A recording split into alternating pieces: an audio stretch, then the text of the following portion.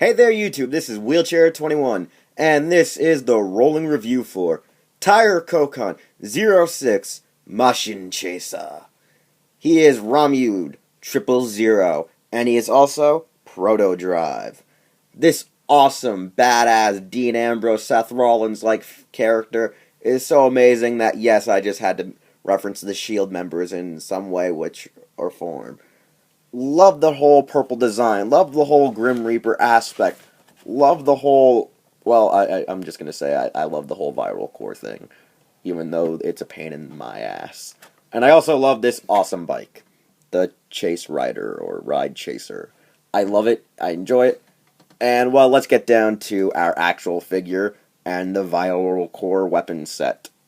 Our actual figure of TK06 Mashin Chaser, like I said, is badass. The best part about it is the metallic purple all over his body. The metallic purple really stands out and really makes the figure really badass. I enjoy the panel line, I enjoy how it looks, and I even, like I gotta say, enjoy the whole Grim Reaper aspect. I love this part of his shoulder pad. It's really cool. They really captured this figure well. I enjoy that he actually is getting a figure.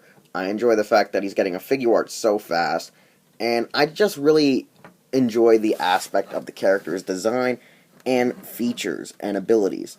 I think one of the best things about this figure is how, just, in a sense, how well he looks like a Showa character, as well works with the modern Heisei series. It just does a nice throwback for me. It just gives me a good vibe and feel, and I really like it. I just don't have anything to really fuss about the actual overall character of the figure until you put on his viral core pack, which, as shown before but not really emphasized on, is on his back. Sticks out and juts out of his back.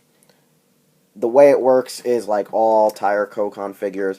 You plug it onto a piece, and you plug it in the back here so that it actually plugs into a little hole on his, I should say, back of his neck. And then there you go. This is the first part in getting his tire Koukan weaponry viral core set on, which actually is kind of cool because now he has like little wings he can fly on, which is kind of badass when you're using the bat wings. I like it. I enjoy it. Pretty cool aspect. At least this is kind of a plus because I don't think he's done that in the show. Made a jetpack out of the viral cores yet to actually fly around with. Now, the only other thing that is the pain is how it works on connecting to his forearm right here, which you gotta turn the wheel and you gotta actually move all of these tendrils about so you can bend and connect it correspondingly to his forearm. Once plugging in the viral core to his forearm, you can see he can perform the bat shot as well as do his other signature moves and weapons using the viral core attachment set, such as when folding back the wings to make a bow and arrow kind of weapon with the brake gunner, you pull forward this piece to get now your spider clutch, your spider claw thingy. And I just know it's called the spider arms or spider viral core, and all it does is fold forward. It looks like a critical mass. If you know what a critical mass is, it's kind of like a handheld axe and sai, double-bladed.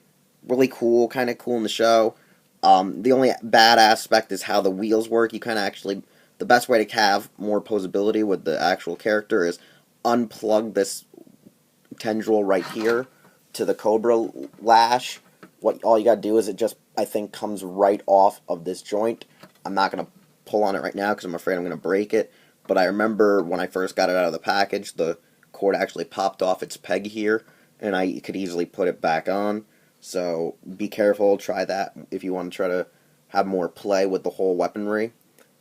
And its last gimmick is, like I said, the Cobra lasher, the Cobra tongue, where all you do is whip out this piece right here, and now you have a whip that he uses. And honestly, I haven't really seen him use the Cobra that much in the show. I've always seen him use Bat and Spider. but I know Bat and Spider are very iconic with Kamen Rider because they're usually the first two kaijins that writers have fought in the years in the show era, or they've been very iconic characters overall. So, with that aspect, I'm not really a fan of the viral cores as a toy because I feel like it hinders the overall articulation of the figure, and it really does not do the overall effect that it has like in the show. I feel like when they make it a figure art, it will be more compact, it will look more screen accurate, and it will be overall a nice presence on being, like I said, more screen accurate, more detailed, much better, and less hindering to the overall figure. Now here we come to our final evaluation on if this figure is worth purchasing. First off, I can say Mashin Chaser is one of the show stealers for Drive. He is really the reason why I watch the show. He is one of the reasons why I truly enjoy the show. He's one of the reasons why the show is also sometimes convoluted at times because there's a lot of freaking focus just on him for like the first 8 episodes. Yeah, he had a really big part up till now. I'm a little behind in Drive up to my review. I'm probably behind by like 3 to 4 episodes. So I'm kind of stuck around the Christmas episodes. And honestly, I just really overall enjoy the presence. I enjoy how he fights. I enjoy his weapons. And I got this figure really because, one, I don't know why, but he just drew me in as that anti-hero, that dark writer-like villain that a writer sometimes, I feel like, needs.